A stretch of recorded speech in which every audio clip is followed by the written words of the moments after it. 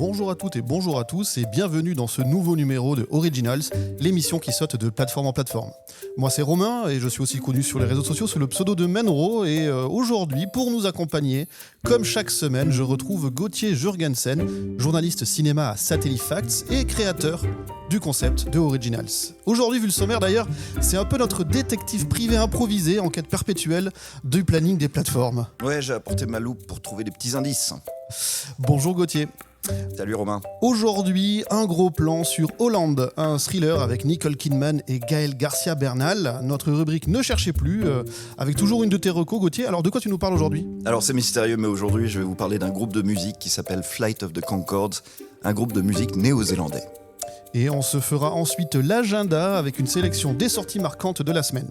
Vous écoutez Originals, l'émission 100% plateforme en partenariat avec Cinématiseur, disponible sur toutes les plateformes de podcast.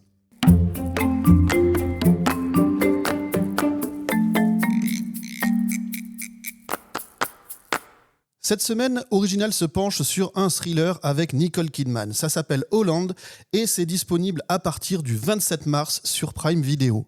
Alors, qu'est-ce que c'est ce Hollande ? Nicole Kidman y incarne la méticuleuse Nancy van der Groot, une enseignante dont la vie parfaite avec son mari et son fils dans la petite ville de Hollande, dans le Michigan, bascule dans une histoire complètement tordue. Nancy et son collègue soupçonnent effectivement un secret et découvrent que rien dans leur vie n'est ce qu'il semble être. Chaque jour, j'ai la chance de me réveiller dans la meilleure ville du monde. Hollande, Michigan.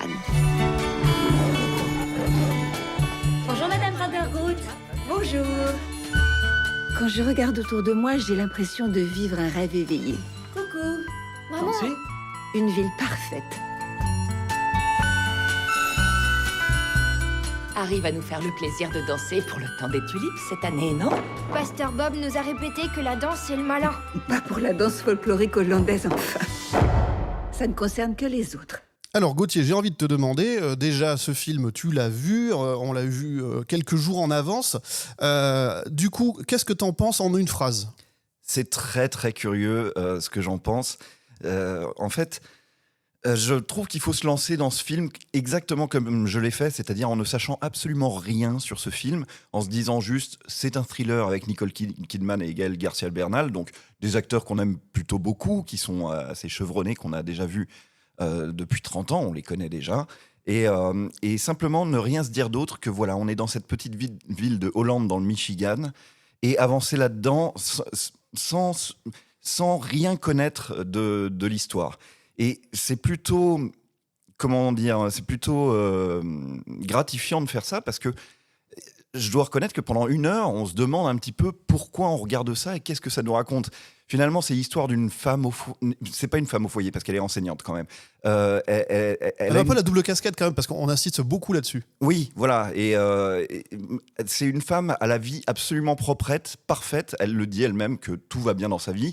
Qu'elle vit dans cette petite ville de Hollande qui d'ailleurs a gardé certaines traditions hollandaises, puisqu'il y a un festival de la tulipe, qu'il y a des petits moulins partout, qu'eux-mêmes suivent une religion qui est un petit peu un christianisme un peu plus radical, qu'on sent bien être hérité d'une ancienne colonisation des Hollandais. Et cette femme qui a cette vie un peu parfaite traverse une sorte de crise de la quarantaine ou de la cinquantaine au féminin. Et elle peut pas s'en tenir à sa petite vie parfaite. Elle est obligée de se dire, il y a un problème, ça coince quelque part. Et elle suit un sillage d'indices qui va l'amener à penser que son mari mène une double vie. Et en suivant ces indices, elle va elle-même se mettre à mener une double vie, du coup, à cacher des choses à son mari, à lui mentir, à l'espionner, à regarder par-dessus son épaule. Et est-ce qu'elle va découvrir quelque chose ou est-ce qu'elle va pas découvrir quelque chose ? Et cet entre-deux est vraiment très intriguant. Et alors, je vous spoile rien, mais il y a un payoff à la fin, il y a un twist. Et le film change vraiment d'identité dans les 20-25 dernières minutes. Alors tu parlais de cette ambiance générale au début du film, notamment avec ce cadre, comme tu dis, inspiré de la vieille Europe, avec sa communauté traditionnelle, etc. C'est un truc qui t'a plu même visuellement, Oui, c'est un truc qui m'a plu, mais j'ai trouvé, comme je ne savais rien de l'histoire, j'ai trouvé que c'était presque un peu une dinguerie, un truc hyper bizarre de s'astreindre à cette communauté hollandaise. On ne sait pas très bien pourquoi ça se passe là. En plus, nous-mêmes, on a quelques indices au fil du film pour découvrir que tout ça se passe pas au présent. Ça se passe manifestement plutôt il y a 25 ans ou un peu plus, à la fin des années 90. J'allais te demander si tu avais grillé justement les éléments qui nous permettent de situer dans le temps. Ben oui, c'est charmant parce que le fils de Nicole Kidman, par exemple, il joue au POG. Et je me rappelais de moi, petit garçon, jouant au POGs dans la cour de récré de mon école. On voit des téléphones qui sont plutôt des téléphones Nokia. On voit des tatous. Oui, des tatous, oui. On voit des ordinateurs qui s'ouvrent sous Windows 95 ou Windows 98 avec des écrans qui sont plus du tout les écrans plats qu'on a aujourd'hui. Mention spéciale pour cet économiseur d'écran avec le logo Windows qui bouge façon drapeau, il rebondit sur l'écran. Ça, c'est assez charmant. Enfin, cet univers est assez charmant. Et en même temps, quand on sait rien de ce qui va se passer à la fin du film, on se dit, mais pourquoi tous ces efforts de reconstitution, pourquoi avoir placé l'action de ce film à cet endroit-là et tout ça. Et évidemment, à la fin, on comprend pourquoi. Effectivement, hein, ça oscille entre. On ne sait pas trop où on veut nous amener, entre la comédie de mœurs, les affaires de tromperie et peut-être quelque chose d'un peu plus dramatique. Alors évidemment, on ne va pas aller nous-mêmes gratter le vernis pour ne rien spoil.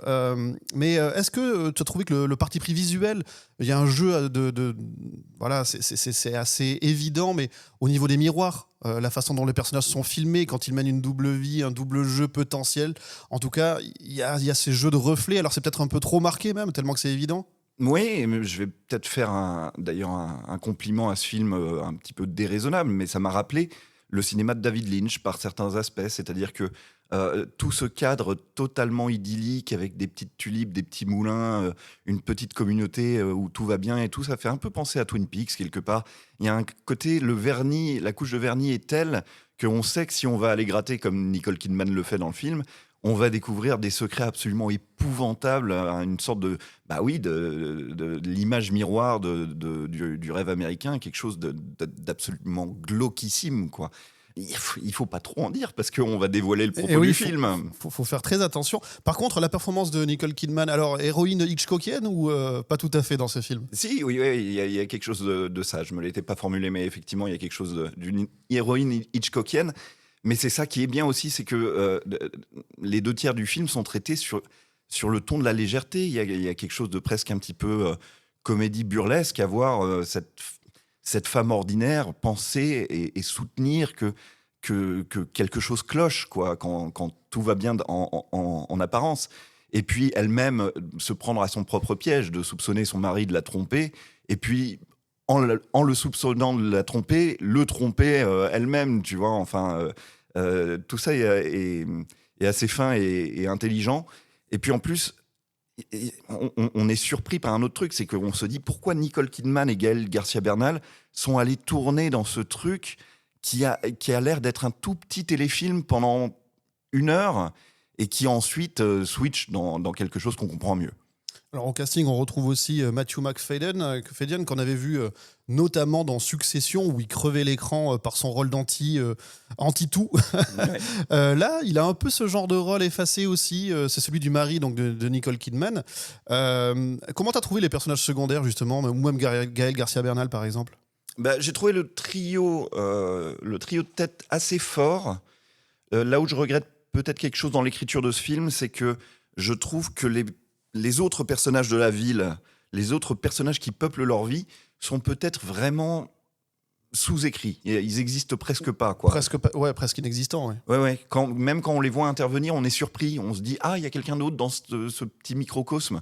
Alors que quand même, Hollande, qui est une ville qui existe, c'est une ville de 30 000 habitants. Donc ça devrait mieux faire le travail de Twin Peaks, justement, de nous présenter un petit peu tous les personnages qui peuplent cette ville, même si c'était des archétypes, je l'aurais un petit peu mieux accepté. Là, on navigue vraiment sur les 3 personnages principaux qui sont bien écrits, qui jouent extrêmement bien.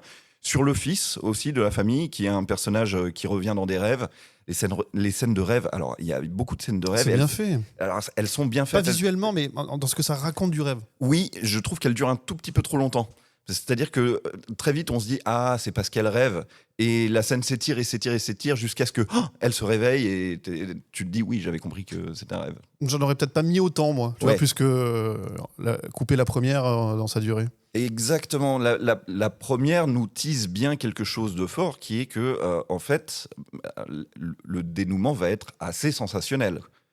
J'ai une petite question quand même. À qui on conseillerait ce film, Gauthier ?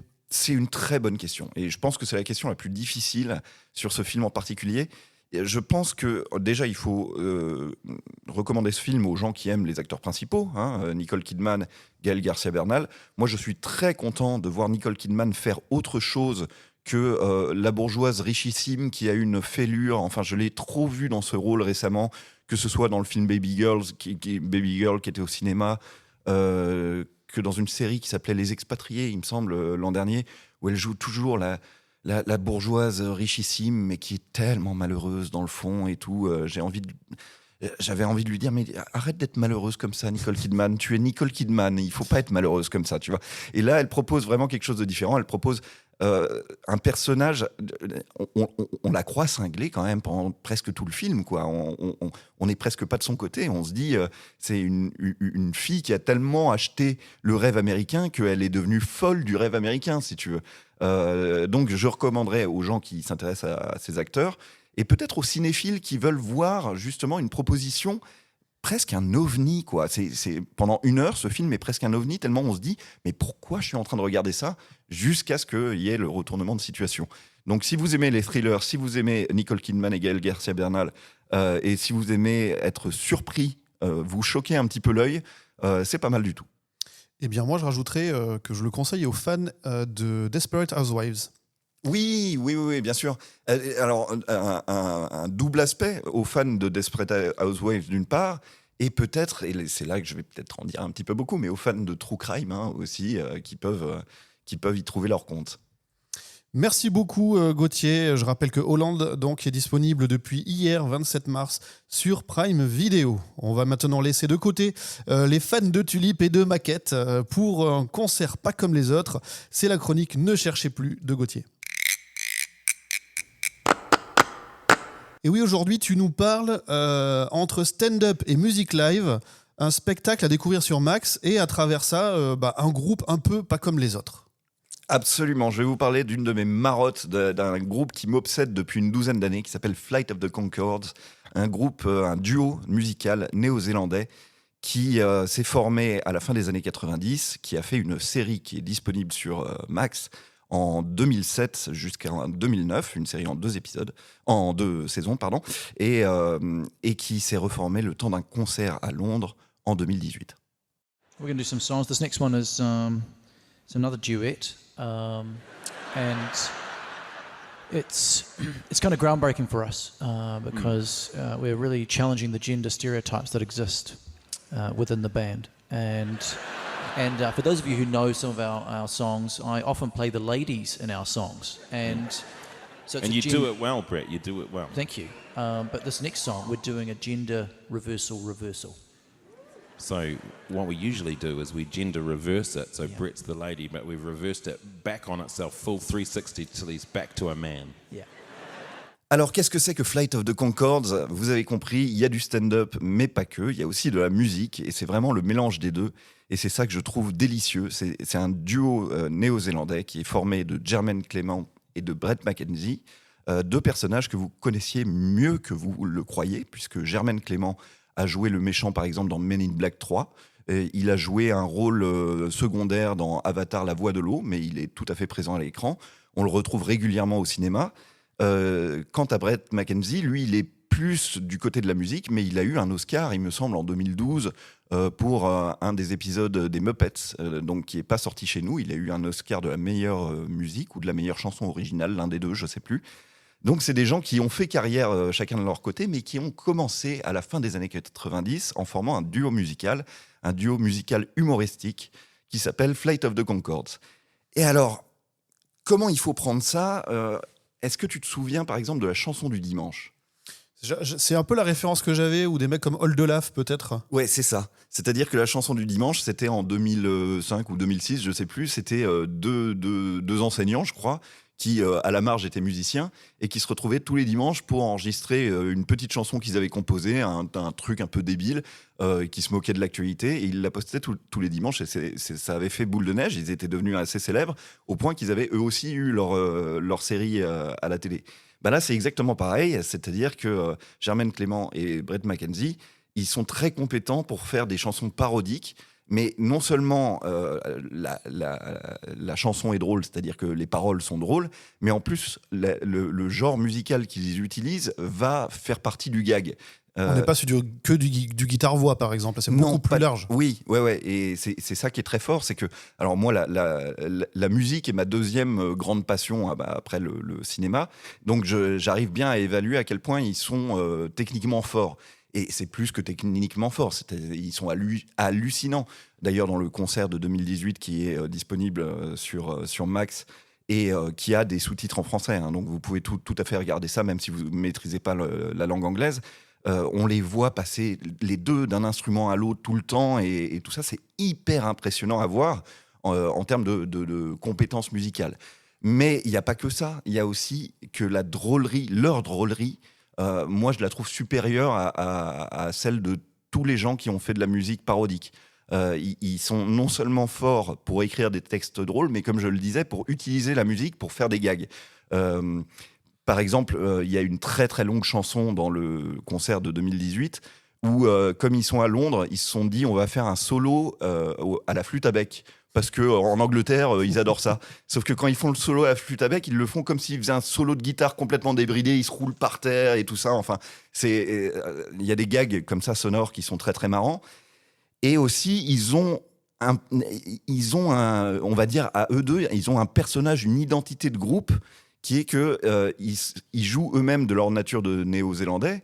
Ils disent qu'ils viennent d'un pays où il y a en gros pas grand monde, que tout le monde se connaît et que eux-mêmes sont des losers qui essayent de percer dans le milieu de la musique indéfiniment. Alors qu'ils ont percé depuis longtemps. Je veux dire, ils ont même eu leur propre série en 22 épisodes. Donc c'est drôle de les voir continuer à tenir ce rôle, même en 2018 sur scène, de losers qui aimeraient bien être connus, mais qui sont pas trop connus, qui sont juste des gars sympas. Voilà, ça c'est vraiment, ça marche vraiment très très bien, quoi. Et alors non seulement il y avait leurs anciennes chansons des années 2000 qu'on connaissait déjà, puisqu'elles sont mises en scène de manière un petit peu trop littérale d'ailleurs parfois dans la série. Mais elles sont quand même très drôles. Donc ils ont leurs tubes, ils ont leur répertoire avec leurs tubes. On sent bien qu'à Londres, les gens attendent d'eux qu'ils jouent les grands tubes de Flight of the Conchords. Mais ce qui est très fort et très sympa, c'est que pour cette réunion de 2018, longtemps après avoir joué dans des films, eu des Oscars, etc., pour cette réunion, ils ont écrit plein de nouvelles chansons. Et donc ce concert de 2018, vous pouvez le voir sur Max. Mais vous pouvez aussi l'acheter en vinyle. Moi, je l'ai chez moi en vinyle. Je l'écoute régulièrement. Il fait partie de leur discographie aussi. Exactement, totalement. Donc, si vous connaissez pas Flight of the Conchords, si c'est totalement en dehors de votre univers, essayez de vous y mettre. En général, vous allez toujours trouver une chanson qui va faire appel à quelque chose que vous connaissez. Par exemple, dans le concert de 2018, là, que vous pouvez regarder sur Max, il y a une chanson où... c'est deux personnages de bureau complètement plan-plan. Il y en a une qui est RH et il y en a un autre, c'est de la compta. Ils se rencontrent et ils ont genre une appétence sexuelle de dingue et ils se mettent à devenir plan-cul, mais plan-cul uniquement avec des termes de bureau. Et ça marche très très bien. C'est donc tourné à Londres et c'est dirigé par un mec qui s'appelle Hamish Hamilton. Alors, ce nom vous est sans doute inconnu, mais c'est une pointure quand même dans le monde de la captation d'événements live, puisqu'il était notamment derrière la caméra du Super Bowl depuis 2010, donc ça fait 15 ans, tous les épisodes avec Dr. Dre et toute la clique, Kendrick Lamar, jusqu'à Beyoncé, Lady Gaga, etc. C'est lui qui réalise. Il a fait plusieurs cérémonies des Oscars, plusieurs cérémonies des Emmy Awards, des concerts live monstrueux comme ceux de U2, encore Beyoncé, Kylie Minogue, Madonna, Eminem ou les Rolling Stones. Et il a participé aussi à la cérémonie d'ouverture et de fermeture des JO de Londres. Ouais, mais ça, tu me l'apprends complètement. C'est incroyable. On sent bien que la captation de ce live à Londres est particulièrement soignée, c'est vrai. Mais je savais pas que c'était que pour Flight of the Conchords et pour cette réunion 10 ans après la série, ils avaient pris le champion des champions des captations vidéo. Ouais, c'est assez incroyable. C'est Donc, super. c'est à retrouver sur Max, tu disais ? Ouais, c'est à retrouver sur Max. Et vraiment, laissez-vous tenter parce que d'une chanson à l'autre, il vous raconte des histoires, il passe de situation à d'autres situations. La toute première chanson, c'est un père qui parle à son fils. Et pendant toute la chanson, on croit que c'est un gentil papa trentenaire avec son fils qui doit avoir 5-6 ans. Et donc l'un joue le père, l'autre joue le fils. Et c'est un duo où ils se répondent comme ça. Et on sent bien que le père est un peu chagrin parce que il a quitté sa femme ou sa femme l'a quitté. Ou il dit au début que sa femme est morte. Et puis son fils commence à lui dire bah non papa elle est pas morte, maman elle est juste partie, elle t'a quitté, maintenant elle vit avec un autre mec et tout ça. Et, et donc c'est un duo musical où ils harmonisent, ils chantent à la tierce, mais ils se répondent des trucs totalement débiles et c'est très très marrant. Il y a même un twist à la fin de la chanson. Enfin, donc on passe de ça à une chanson un peu western, un peu à la Ennio Morricone, très longue, qui dure 10 minutes je crois, où au début c'est un cow-boy qui raconte l'histoire d'un autre cow-boy très très méchant. Et ce cow-boy très très méchant va tomber amoureux de son double. Enfin, c'est totalement absurde, mais c'est plein de surprises, c'est super cool à écouter. Ça s'écoute, hein, même, ça s'écoute très très bien. Je vous conseille de regarder la captation visuelle parce qu'ils ont même des gags en fil rouge qui ne se comprennent que si on regarde le truc en live, mais on peut très bien, une fois qu'on l'a vu, on peut très bien se refaire certaines chansons. Il y a même des chansons qui sont humoristiques, mais un petit peu touchantes, et musicalement parlant, c'est très valide. C'est vraiment ce que la chanson parodique fait de mieux, quoi. Ça s'appelle Flight of the Conchords sur un live à Londres en 2018 et c'est disponible sur Max. Merci beaucoup Gauthier. Bah, merci à toi. Je te propose maintenant d'enchaîner avec la dernière partie de l'émission. On va parler de l'agenda. Je te propose aussi de prendre ton agenda.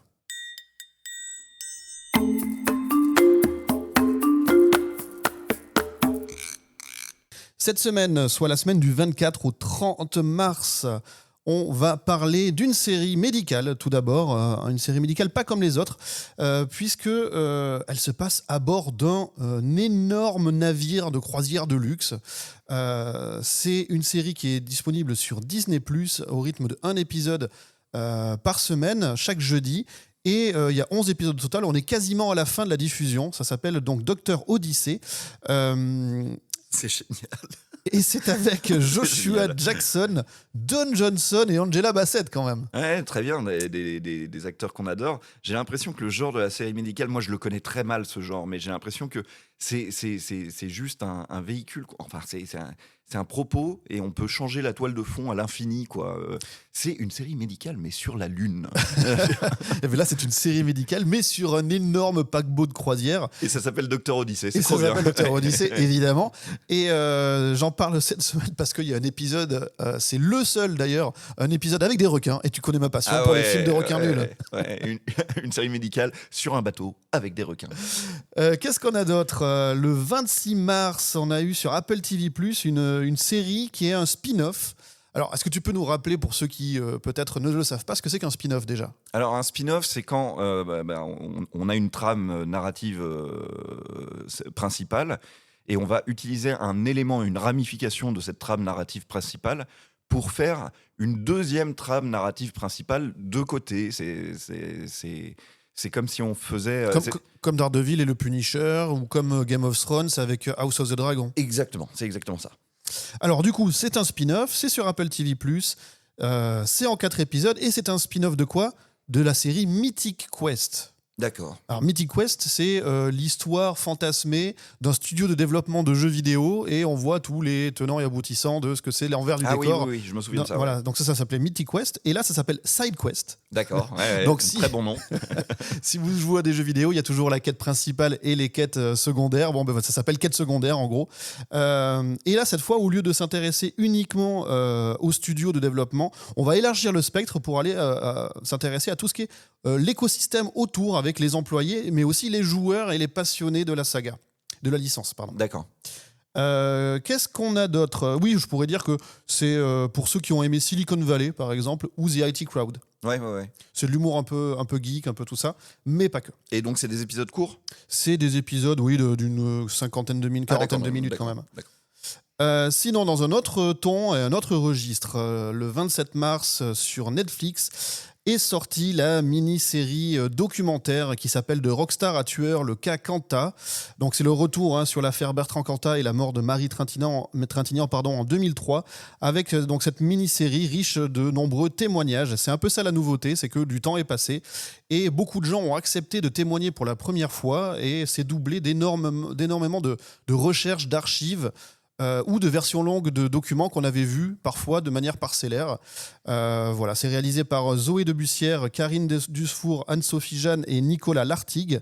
Et c'est donc à découvrir sur Netflix en 3 épisodes de 40 minutes. Ouais, mais alors moi, évidemment, je suis extrêmement client de ça parce que je sais que toi, comme moi, on était très intéressés par Noir Désir et on les aimait beaucoup avant que tout ça arrive.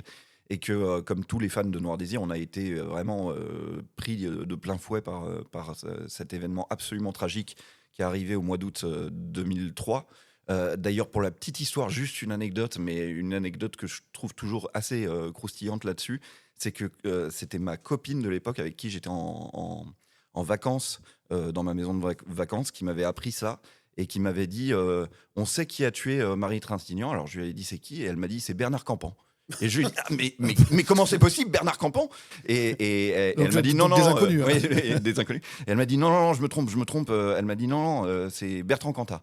Et alors là, pour le coup, il y a un boulet qui m'est tombé sur la tête. C'était épouvantable, quoi. Alors, pour vous faire un petit peu les coulisses de cette émission, je sais que toi et moi, on est toujours en train de se demander si on va traiter cette petite série en 3 épisodes sujet, etc.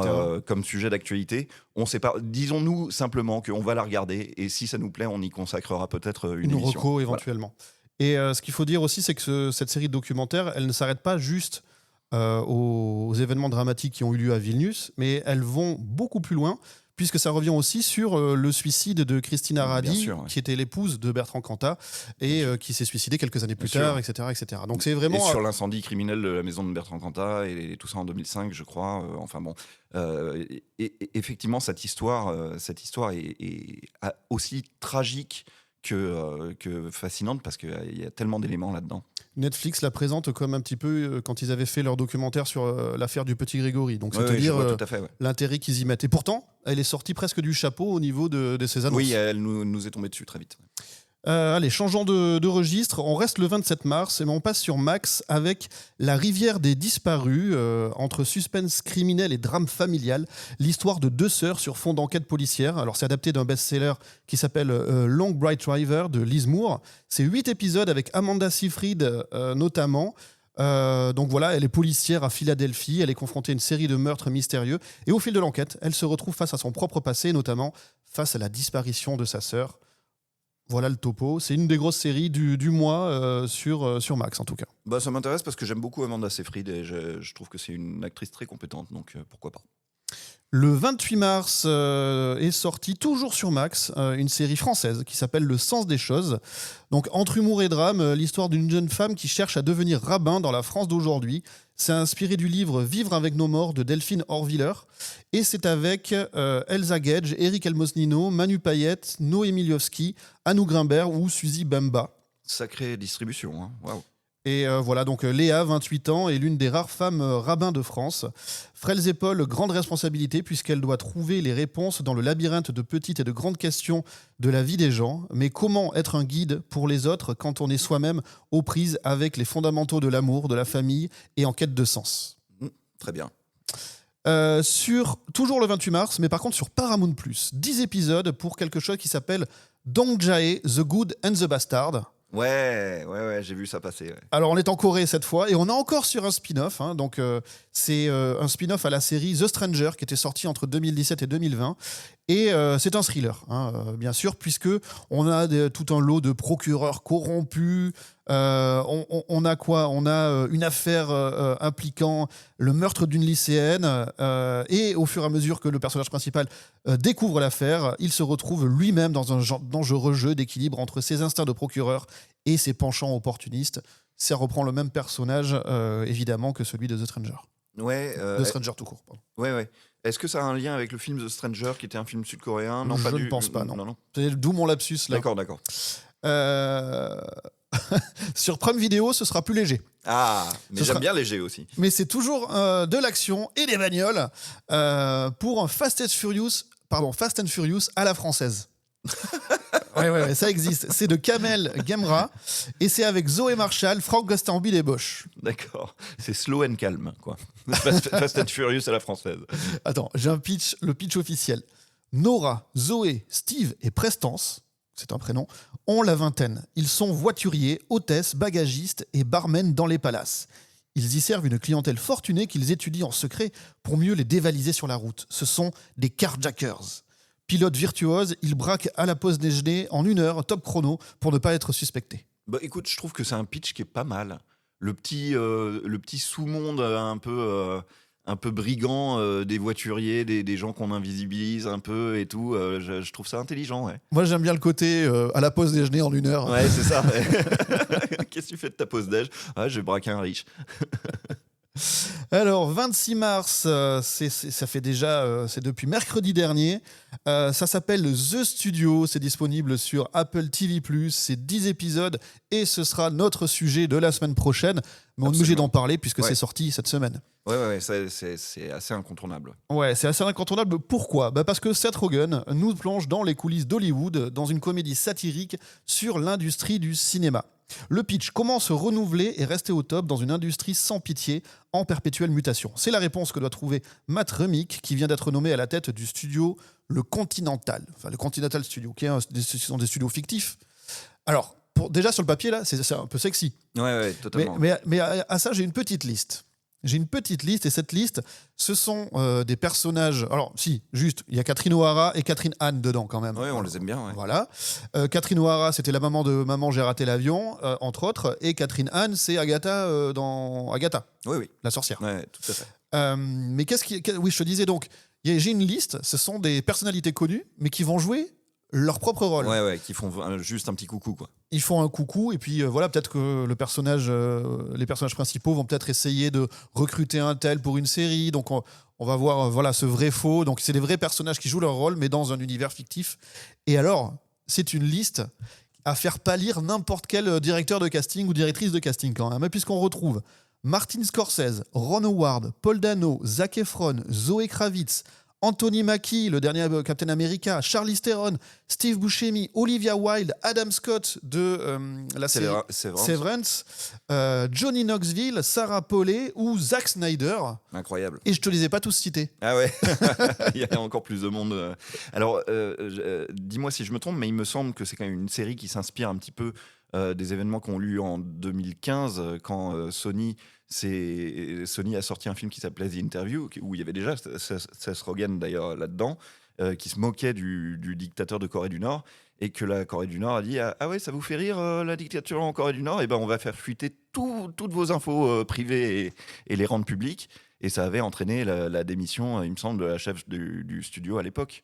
Je crois que ça a un lien avec ça. Il y a peut-être une corrélation entre les deux, mais en tout cas, il y a toujours ce côté de vouloir raconter les coulisses en fait d'un métier, d'une branche, d'une industrie.